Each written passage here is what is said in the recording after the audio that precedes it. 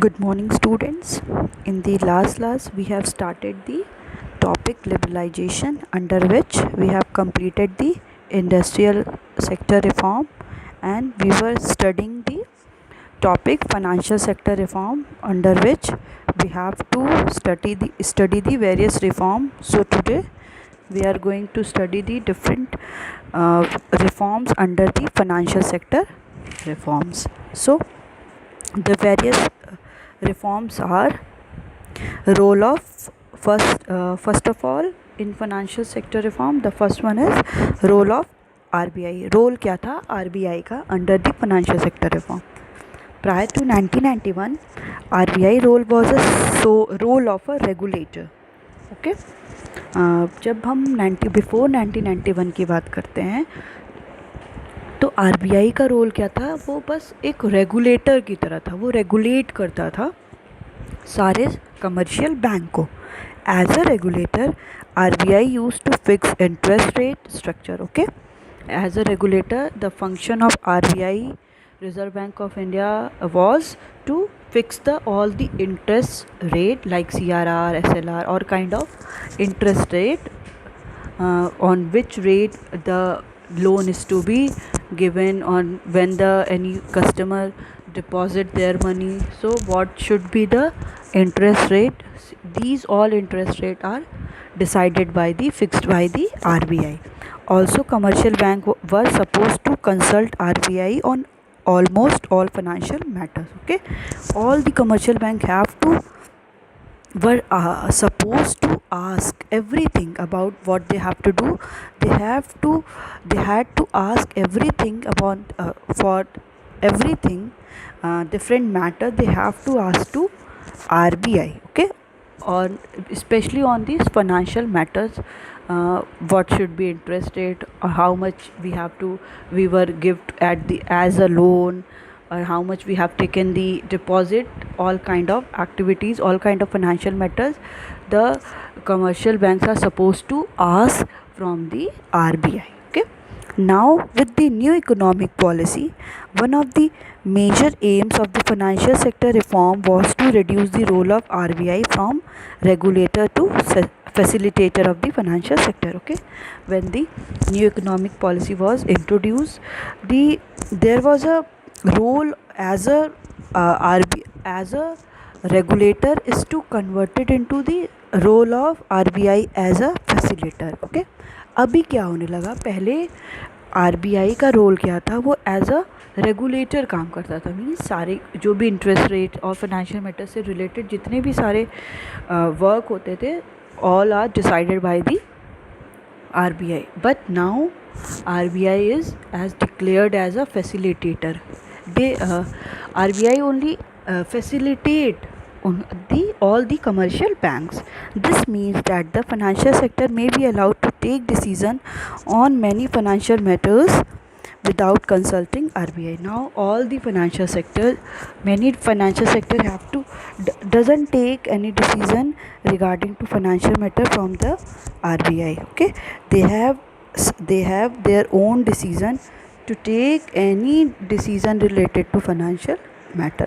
अब उनको क्या है पूछने की, हर सारे जो भी फाइनेंशियल मैटर से पूछने की अब आरबीआई से पूछने की ज़रूरत नहीं है. जितने भी सारे फाइनेंशियल इंस्टीट्यूशंस हैं, कमर्शियल बैंक है, अभी क्या है वो खुद भी कोई भी डिसीज़न लेना होगा तो वो खुद ले सकते हैं. Now second is establishment of private sector banks. Prior to 1991, before private sector banks were not encouraged, as public sector was given more importance in the government policies. Okay, when we talk about the before 1991, the private sector banks were not encouraged because all the place of the especially in the banks were taken by the public sector banks. So there were no any private sector banks, and they were not so much encouraged to open their branches as well as to open their banks. But reform policies led to the establishment of private sector bank India as well as the foreign. Okay, when the new economic policy was introduced, now the private sector were encouraged to open as well as establish not only the India but as well as foreign also, which increased the size of competition and provided better services to the customer. Okay, when there is establishment of private sector bank in India as well as foreign, it leads to the it raises the so much competition, as well as they also provide the better services to their consumer. When there are different banks, they were provided the better services to the consumer, so they have faced the competition among them, and they can regulate and they can provide the better services, as well as they improve and enhance their quality as well. Okay, फिर वो क्या होने लगा कि वो private sector banks क्या हैं, India में नहीं, इवन फॉरेन में भी ओपन होने लगे। फिर उससे क्या हुआ, ultimately it's lead to the competition. इनके ऐसे क्या हुआ, कंपटीशन हुआ, और हर एक बैंक क्या था, अपने आप को सुपियोरिटी और एक as a best bank show करने के लिए वो लोग क्या थे, बेटर सर्विसेज भी प्रोवाइड करने लगे। Next is foreign investment. Prior to 1991 foreign investment in India foreign investment in Indian financial market was restricted. Okay, before 1991 की अगर हम लोग बात करते हैं तो जो भी फॉरेन इन्वेस्टमेंट था, फॉरेन इन्वेस्टमेंट मीन्स कि जो भी the investment which is done by the foreign countries or foreign institutions, it should be within the India, and we can, and also the Indian member are also invest their money in foreign also. ठीक, so before 1991 the Indian financial market were not so much encouraged to invest their money in foreign, as well they are also restricted to invest their money in foreign. But with the reform policies and with the reform policies, new foreign investment limit in banks were raised to around 50%. But after the introduction of the reform, so that the investment limit is also increased up to the 50%. अभी क्या है, जो banks के जो foreign investment limit है, वो limit क्या हो गई, वो अप टू दी 50%। अभी क्या है, फॉरेन इन्वेस्टमेंट भी कर सकते हैं टिल दी 50%। अगर आपका 100 करोड़ का पेड अप कैपिटल है या ऑथोराइज्ड कैपिटल है, तो उसका 50% आप अमाउंट क्या कर सकते हैं, इन्वेस्ट कर सकते हैं। So foreign institutional investors such as merchant bankers, mutual funds, pension funds are now allowed to invest in financial market under the strict guidelines of RBI. Okay, there are two types of the investment. First is FDI. You have also listened the term FDI, means foreign direct investment, and the second one is foreign portfolio investment. Okay, it is also called the foreign institutional investors, that is FII. Foreign direct investment means if anybody or any institution invest their money in the foreign, they have overall control over the asset. But in FPI, they have invested their money, so they do not have control over the asset. Means अगर FDI ये होता है कि अगर कोई foreign country में, India ने किसी फॉरेन कंट्री में क्या किया है, इन्वेस्ट किया है, उस इन्वेस्टमेंट पे अगर हमने किया है, अगर FDI किया है, तो मीन्स अगर मैंने 50 करोड़ का इन्वेस्टमेंट किया है, तो उस 50 करोड़ पे पूरा मेरा क्या होगा, एक कंट्रोल होगा कि कहाँ पे वो इन्वेस्टमेंट किया जा रहा है, कितना कैपिटल रेज हो रहा है। सो ये क्या होगा कि अगर किसी असेट पे मेरा पूरा कंट्रोल है, मीन्स उससे अगर बैंक ओपन हुआ या कोई MNCs ओपन हुई, तो at that situation any company have full control over that asset. But if we talk about the foreign portfolio investment, in that condition they do not have control over the asset. पूरे पे उसका asset पे control कभी भी नहीं होगा। ठीक, तो foreign portfolio investment is also called the foreign institutional investors such as merchant bankers. Who is merchant bankers? Merchant bankers offer services to the company that issue the securities. Okay, they have offered the different kind of services, who introduces and issues the different kind of securities.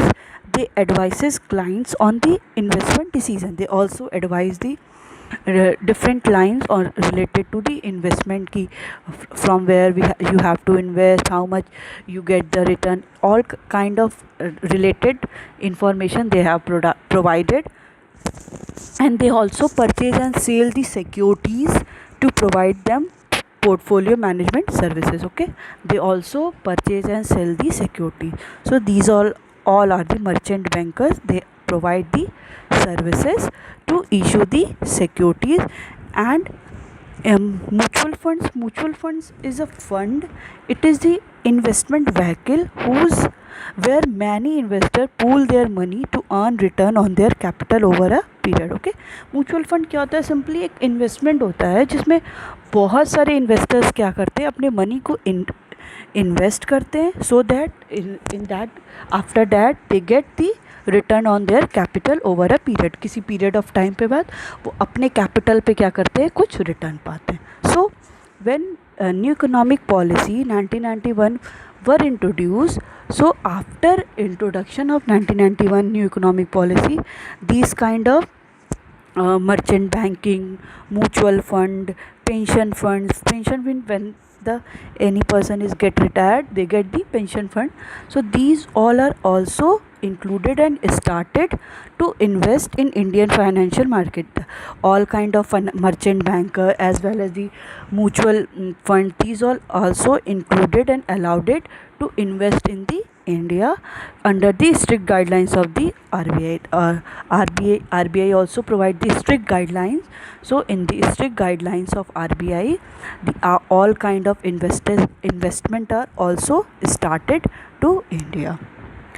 In the Indian financial market means all the financial money market where the government securities are purchased and sale. So at that market all kind of investment were allowed after 1991, which were restricted before 1991. ये सारे क्या थे, restricted थे 1991 के पहले, but अभी क्या हुआ, they all are started, they all are invested their money in the foreign investment. Okay, setting up new branches. Prior to 1991, approval of RBI was required to set up a new branches by the bank. Okay, when we talk about the before 1991, when any commercial bank want to set up their establish their branches, they have to ask from the government, from the RBI. Okay, whenever they were want to spend when set up their branches, so they had to ask from the RBI to set up their branches. Now those banks which fulfill certain condition as are given freedom to set up a new branches. Okay, now those the bank who want to establish, they want to set up their branches, if they fulfill their all the criteria of the RBI, they can establish and they can set up their branches. So without the approval of RBI, they do not take any approval from the RBI, they were establish their branches and rationalize their existing branches network. Okay, and they can rationalize, they can changes and the existing branches network, whatever the different existing branches were there, they can all the setting up the different branches as well as different rules and regulation, they can also regulate all kind of activities. Though commercial banks have been given permission to generate resources from India and abroad, certain managerial aspects have been retained with the RBI. Okay, now the commercial banks are given to generate resources from, they got the permission from the RBI as well as the government to generate resources. They can generate the resources from the India as well as the abroad, certain managerial aspects have been retained with the RBI. Okay, there were certain aspects which were also retained with the RBI to safeguard the interest of the account holder and the nation, so that there were a safeguard of the interest of the investor, interest of the account and the nation. Okay, सारे जो है permission क्या है commercial banks को दे दिया गया कि वो अपने ब्रांचेस को भी इंस्टेब्लिश कर सकते हैं. दे कैन, अगर उनको क्या करना है, इन्वेस्टमेंट करना है एज अ फैसिलिटेटर बैंक अब आरबीआई काम कर रहा है. तो स्टिल कुछ अभी भी कंडीशन, कुछ अभी भी ऐसी एक्टिविटीज़ और सर्टेन एस्पेक्ट्स थे जो अभी भी आरबीआई के साथ उनको रखा गया फॉर दी, अगर वो क्या करे, for the safe guard of the interest of the account holder. जो भी अकाउंट होल्डर हैं, जो अकाउंट को होल्ड कर रहे हैं, उनका क्या है, उनके इंटरेस्ट को सेव कर सके एज वेल एज नेशंस के भी जो इंटरेस्ट. ऐसा ना हो कि लोगों का इंटरेस्ट ही आरबीआई के साथ ख़त्म हो जाए. तो इसलिए क्या था, कुछ जो थे एक एज अ सर्टेन एस्पेक्ट्स क्या थे, आरबीआई के साथ रिटेन करके रखे गए थे. Now the next is physical और tax reform. The third in the liberalization we have completed the industrial sector reform, second is financial sector reform, and the third one is fiscal and tax reform. Tax reform are concerned with the reform in government revenue and government expenditure policies, which are collectively known as fiscal policy.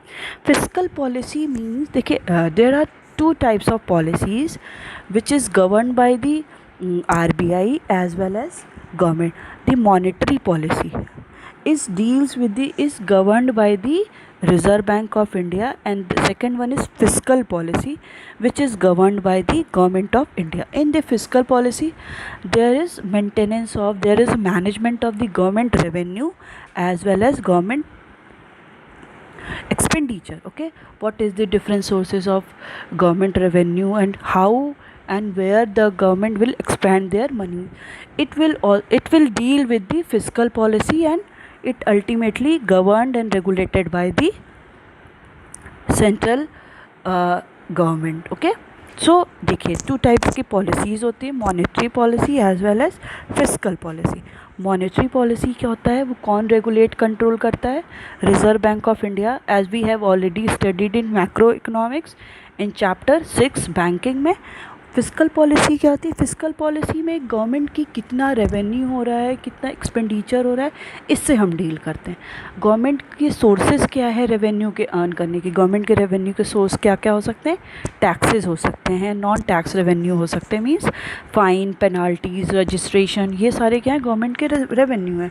And second is government expenditure कहाँ पे कर रहा है, means किसका construction, housing का या schools का, construction of dam, bridges, administration, these all are the expenditure of the government. So when we deal with the government revenue and government expenditure, there were policy maintained and create, it is called the fiscal policy. इसको हम लोग fiscal policy कहते हैं. So tax reform are concerned with the reform in government revenue and government expenditure policy, which were collectively known as fiscal policy. Okay, in the fiscal policy we deal with the government revenue and the government expenditure. The following measures have been taken in this regard. There were following measures which were taken in this regard, and this is, first one is reduction in direct taxes. Okay, there are two kind of taxes, direct taxes and the indirect taxes. Okay. Prior to 1991 and also after that, there has been a continuous increase in direct taxes, the taxes on income of the individual and the profit of business enterprises. Okay, the taxes which is imposed on the income of the consumer, it is called the income tax, and the tax which is imposed on the profit of the business enterprises. The business enterprises, the one who attain and create the profit, owns the profit, on that a tax is imposed, which is called the corporation tax. These both are kind of the direct taxes. Okay, prior to 1991, also after that there has continuous there were before 1991 there were continuously increase in the direct taxes in income taxes as well as corporation tax, the tax is already continuously increasing. With economic reform, it was felt that the high rate of income tax were responsible for tax evasion. Okay, when it was also felt that when there was high income tax, it was also lead to the tax evasion. लोग क्या था, tax का evasion करने लगे, means tax को क्या करने, hide करने लगे.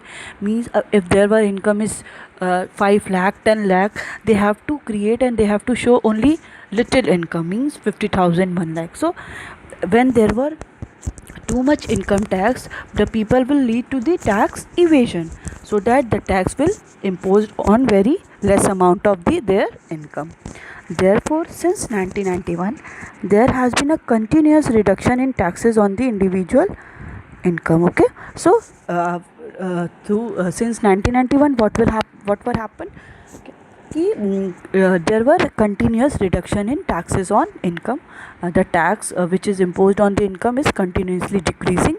It is now widely accepted that the moderate rate of income tax encourage saving and voluntary disclosure of income. If there were moderate rate of income tax, so that people will encourage saving and voluntary disclosure of income, they will voluntarily disclose their income. So the rate of corporation tax also has been gradually reduced. Okay, when the rate of income tax will decrease, then people will started to more and more create and saving, and they also started to investment, as well as the rate of corporation tax has been gradually reduced. The tax rate of corporation tax is also started to decreasing. Now third is reform in indirect tax. Reform in indirect taxes. Prior to 1991, there were complexities in imposing the indirect taxes and recovering them. When we talk about the before 1991, there were so much complexities and diversification was found whenever there is imposement of the indirect tax की. जब 1991 के पहले की बात करते हैं जब, तो बहुत सारी कॉम्प्लेक्सिटीज़ मिली कि इनडायरेक्ट टैक्स को हम कैसे इम्पोज करें एंड रिकवरिंग देम, और how can we recover it. So now efforts have been made to reform the indirect tax. Now there were several effects were made after introducing NEP 1991, New Economic Policy 1991, that is taxes levied on the commodities. Okay, now what will happen? The taxes is levied on the commodities. Whatever the commodities are produced, the taxes were levied on that. This was initiated to facilitate the establishment of the common national market for the goods and services. It was basically done for the common national market. There were no changes and there were no difference in the price of the market, so that it was done for the facilitating the establishment common market for the goods and services. For the basically whatever the goods and services are produced, it is done for the common national market. There should be a common national market. There were no diversification in the prices of the product which were produced. Next is simplification of the tax paying procedure. Okay, there were also very simplified in when the tax had to paid. Before 1991, it was very complex procedure to make tax payment in terms of long distance, fixed time period, etc. Okay, when we talk about the before 1991, it was seen that it was very complex procedure to make a tax payment. कि जो tax हमको पे करना पड़ता था उसके लिए बहुत सारी कॉम्प्लेक्सिटीज़ थी. उसका जो प्रोसीजर था, the procedure for paying the taxes were very complex in terms of long distance, fixed time period. When we talk about the time period was the fixed of the for any taxes, it was very complex to pay. Now, in order to encourage better compliance on part of the taxpayer, many procedures have been simplified. For the betterment of the for the society as well as for betterment of the taxpayer, the all the procedure of the tax paying were simplified. They become more and more simple so that people will pay easily. Fifth is goods and services tax. Recently, the Parliament passed the Law Goods and Services Tax Act to simplify and introduce a uniform indirect tax system in India. Okay, in Parliament, 2000 Goods and Services Tax 2016 was enacted to simplify the all the indirect taxes system in the India. These law came into effect from July 2017. Okay, it was came into effect in July 17. This is expected to generate additional revenue for the government. Okay, it is expected that uh, there were expectation of more and more revenue generated for the government, as well as it will also reduces the tax evasion, and there is one nation and one tax and one market slogan is also prepared, so that the price and the tax is suitable and applicable for all over the country. One nation, one tax and one market. Next is foreign exchange reform. It is the next reform which were come into the liberalization. That is, it was the first important reform in the external sector to bring reform in foreign exchange market. Foreign exchange market is a market where there is changes in the foreign currencies, means the rate at which foreign currencies are changed or foreign currencies are exchanged is called foreign exchange rate. Means कि जो भी foreign exchange जो भी currency है, means कि when we give the 70 rupees in order to get the $1, कि अगर हम क्या कर रहे हैं, $1 पाने के लिए अपने 70 रुपीज़ को दे रहे हैं, तो ये किस रेट पे चेंज हो रहा है? ये 70 क्यों ही होगा, ये 80 क्यों नहीं हो सकता, ये 90 क्यों नहीं हो सकता, या ये 30 ही क्यों नहीं होता? तो ये रेट क्या होता है, इसी को क्या बोलते हैं, फॉरेन एक्सचेंज रेट, कि किस रेट पे ये जो फॉरेन करेंसीज है will exchange. Okay, so the measures are, first one is devaluation of rupee. In 1991, India was very badly hit by the balance of payment crisis. Okay, in 1991, India was suffered a balance of payment crisis where the expenditure of the government is become more than the expenditure income of the revenue, income of the government. In other words, outflow of foreign exchange was more than the inflow of foreign exchange. So outflow of the foreign exchange, outflow means जो हमारे money का जो पैसा था, हम लोग क्या कर रहे थे, हम लोग import is more than the export. So outflow of money is more than the inflow of money. The reform in this regard was devaluation of rupee. Okay, it is only because of the devaluation of rupee. Now the question is, what is devaluation? Devaluation refers to the reduction in the value of domestic currency in relation to the foreign currency by the government. Okay, take one example.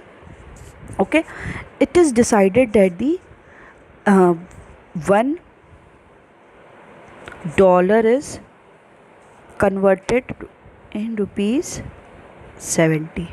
Okay, it is decided. How it will decide it, I will tell also in this, and in the macroeconomics also there is also a chapter that is foreign exchange market. ठीक है, devaluation रुपी क्या होता है कि अगर bank ने, देखिए इसका क्या होता है, it is decided by the government as well as the market forces. पहले क्या था कि गवर्नमेंट डिसाइड करती थी कि ये जो एक्सचेंज का रेट है कि 70 रुपीज़ हमको देना है, तो वो 70 ही क्यों होगा, वो 80 और वो 60 क्यों नहीं हो सकता. तो it first of all it was decided by the government, but there is also changes occurs when there is also market forces will decide. Means demand and supply will decide the what will be the exchange rate. So devaluation of the money simply means the reduction in value of domestic currency in relation to the foreign currency. Reduction in the value of means अगर reduction हो रहा है value की, तो अब क्या होगा, $1 equal to 80। अभी आपको लग रहा होगा कि ये तो रिडक्शन कहाँ, ये तो इंक्रीज़ हो रहा है, 70 टू 80 हो रहा है। क्यों हो रहा है अभी बताते हैं। So it led to an increase in the inflow of foreign exchange. देखिए ये क्या कह रहा है, रिडक्शन इन दी, एक मिनट, reduction in the value of domestic currency in relation to the foreign currency. हमारी जो वैल्यू है ना मनी की, वो क्या हो गई है, डाउन हो गई है। कैसे, पहले हमको क्या कर रहा था, $1 इक्वल टू 70 दे रहे थे, बट अब क्या हो गई, हमारी जो वैल्यू है वो क्या, हमारी मनी की जो वैल्यू है when we compare with the foreign currency the value is declined. Means कि पहले यूएस को क्या करा था, वो $1 दे रही थी, या हमारा 70 रुपीज़ का सामान लेके वो जा रही थी और वो क्या कर रही थी, $1 देती। अब हमारी वैल्यू क्या गई है, हमारी करेंसी की वैल्यू क्या हो गई है, कम हो गई है। कम कैसे हो गई है, अब हमको यूएस क्या कर रहा है, सामान लेके तो जा रहा है, बट हमको पैसा कितना देना पड़ रहा है, 80। डैट मीन्स कि हमारी वैल्यू कम हो गई कि नहीं। हमारी इंडियन करेंसी की वैल्यू क्या है, हम लोग किसके पर्सपेक्टिव में पढ़ेंगे, डॉलर के पर्सपेक्टिव में। कभी भी डॉलर को हम लोग इंडियन पर्सपेक्टिव में नहीं पढ़ते हैं, क्योंकि दे आर डेवलप्ड कंट्री। तो हमारी जो रेट डिसाइडेड होती है according to the dollar decide होती है। सो इन दैट कंडीशन ये जो हमारी वैल्यू है मनी की, वो क्या हो गई है, as comparison to foreign currency value हमारी फॉल कर गई है। मीन्स पहले हमारा 70 रुपया ही जा रहा था, 70 रुपीज़ ही जा रहा था और हमको प्रोडक्ट मिल जा, अब हमारा क्या है, हमको 80 रुपीज़ दे के कोई भी प्रोडक्ट मिल रहा है। फॉर एग्ज़ाम्पल हम किसी भी एक पेन की बात करते हैं, एक पेन लेते हैं। पेन में क्या था, पहले हम लोग 40 रुपीज़ दे रहे थे तो एक पेन मिल जा रही थी, बट अब हमको क्या कर रहे हैं, 80 रुपीज़ देने पे पेन मिल रही है। मीन्स ये क्या हो गया, डिवैल्यूएशन ऑफ रुपी। हमारी जो मनी की वैल्यू है, value of money is declined. वो फॉरेन करेंसी मीन्स डॉलर के कंपैरेटिवली क्या हो गया, डिक्लाइन हो गया। So the value will be increased. इससे क्या होगा, दिस इनकरेज एक्सपोर्ट। एक्सपोर्ट कैसे, मीन्स जब फॉरेनर्स को, जो फॉरेन कंट्री है, डॉलर हम ले लेते हैं यूएस को, जब उनको पता चलेगा, वो देखेंगे कि पहले 70 रुपीज़ का सामान हमको $1 में मिल रहा था, अब इंडिया को क्या है, 80 रुपीज़, इंडिया 80 रुपीज़ दे रही है और मेरा तो $1 ही जा रहा है। तो इससे वो क्या होंगे, इनकरेज होंगे ना। हम अगर यूएस, आप एज अ खुद को यूएस समझ लिए, आपको पहले इंडिया से 70 रुपीज़ का सामान मिल रहा था, अब क्या है, इंडिया का 80 रुपीज़ जा रहा है, इंडिया का 80 रुपीज़ जाने का और हमको $1 ही देना पड़ रहा है। तो हमारे लिए क्या हुआ, इनकरेज हुए ना कि अब तो हमें 80 रुपीज़ का सामान मिल रहा है। तो हम क्या करेंगे उस कंडीशन पे, हम एज अ यूएस हम क्या करेंगे, मोर एंड मोर एक्सपोर्ट करेंगे, कि हम क्या करेंगे, और ज़्यादा सामान क्या करेंगे, एक्सपोर्ट करेंगे। और इंडिया क्या है, कोई भी कंट्री क्या है, वो डिस्करेज होगी इंपोर्ट करने से। मीन्स वो क्या, इंडिया क्या करेगी कि पहले तो हमें 70 रुपीज़ का ही सामान मिल जा रहा था, अब हमको क्या है, 80 रुपीज़ देना पड़ेगा। तो इंडिया वाले क्या करेंगे, अपनी कंट्री में इंपोर्ट नहीं करवाएंगे, और यूएस वाले क्या होंगे, वो इनकरेज होंगे, वो इसलिए मोर एंड मोर एक्सपोर्ट करेंगे। तो इसको हम लोग फॉरेन एक्सचेंज जो चैप्टर है in macroeconomy, we will discuss broadly. Okay, तो सिंपली डिवैल्यूएशन ऑफ रुपी का मतलब ये होता है कि fall in the value of the domestic currency in relation to the foreign currency. So it will encourage the export for the US and discourage the import for the India. It led to an increase in the inflow of foreign exchange. So what it will lead, it will lead the, we will get the more inflow. Inflow means कि हमारा क्या है, inflow और हो जाएगा foreign exchange का, और क्या होगा, और आउटफ्लो क्या हो जाएगा, वो कम हो जाएगा। सो it will lead to the devaluation of rupee. We will take the some example and refers to 3.1. For example, if $1 equal to 50, okay, it was decided by the market forces as well as the government that the $1 equal to 50 rupees. Devaluation would mean fall in the value of Indian currency done by the government. Okay, the government what will do, they will do fall in the value of the Indian currency, value of Indian currency will fall. वो क्या हो जाएगी, fall हो जाएगी. Now after devaluation $1 equal to 60.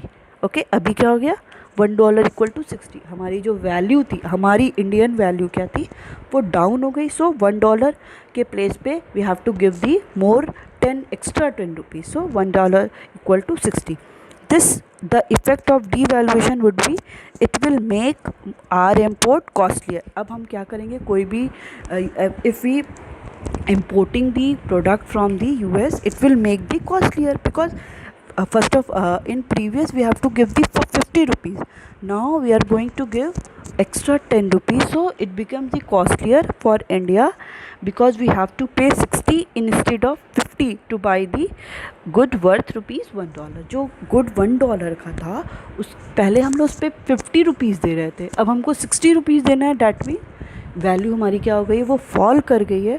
So import हमारा, हमको import जो हम अपनी कंट्री में मंगा रहे हैं वो क्या आ जाएगा, it will costlier and it will encourage export. ये क्या होगा, एक्सपोर्ट को इनकरेज करेगा because now America can buy goods worth ₹60 instead of goods worth ₹50 with dollar from $1 from India. अब इंडिया से क्या करेगा, वो एक्सपोर्ट क्या करेगा, गुड 60 का गुड्स का वो एक्सपोर्ट करेगा इन प्लेस ऑफ 50. $1 पे ही उसको देने पे पहले 50 रुपीज़ के प्रोडक्ट मिल रहे थे, अब उसको 60 रुपीज़ के प्रोडक्ट मिलेगा. तो उस अमेरिका के लिए क्या हो गया, ये प्रॉफिटेबल हो गया. सो अमेरिका क्या इनकरेज होगा, वो मोर एंड मोर एक्सपोर्ट. और for India, India will discourage the import because for India it is the loss condition and for US it is the profitable condition.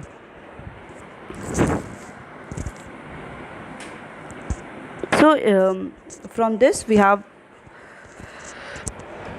stopped this topic and we will continue in the next class.